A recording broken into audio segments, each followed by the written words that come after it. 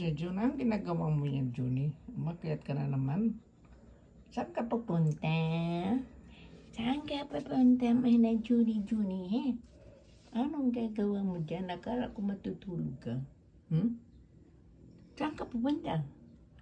Ay, naghahanap ka na naman ng butiki. Wala natin yung butiki, naubos mo na eh.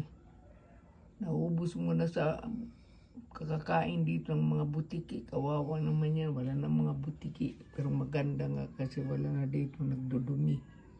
Ne, malaking tulong din itong si Junie, no? Malaking tulong yung sa amin. Wala na kaming butiki, wala na kaming daga. Ayan, ang ganda ng ni Junie.